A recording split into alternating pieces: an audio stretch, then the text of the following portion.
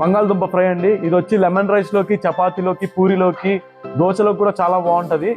ఇది వచ్చేసి దాదాపు 40 మందికి రెడీ చేసామండి. అది ఎలా చేయాలో పక్కా కొలతలతో చూపిస్తాను, వచ్చేయండి చేసేద్దాం. ముందుగా 120 గ్రామ్స్ ఆయిల్ పోసేసుకున్నాము. వేసేసుకున్నామండి. ఆవాలు, జీలకర్ర, ఉద్దిబేళ్ళు, శనగపప్పు అండి వేసేసుకున్నాం. స్లోగా కుక్ అవ్వాలి ఇందులోనే, ఎందుకంటే ఆవాలు జీలకర్రతో పాటు ఉద్దులు, శనగపాయలు అనేది కూడా బాగా రావాలి, బాగా కుక్ కావాలి.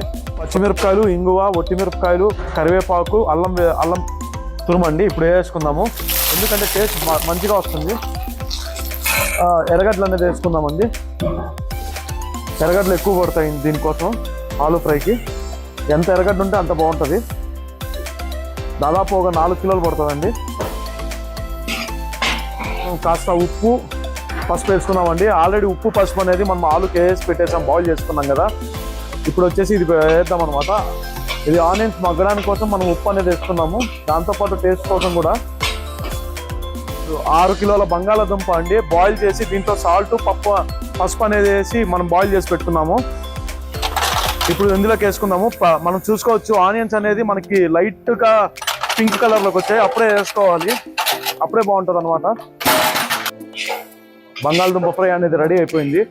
ఫైనల్గా మన కొత్తిమీరతో గార్నిష్ చేసుకొని చూడండి ఎంత బాగా వచ్చింది. ఒకసారి చూసుకోవచ్చు ఎంత బాగా వచ్చిందో.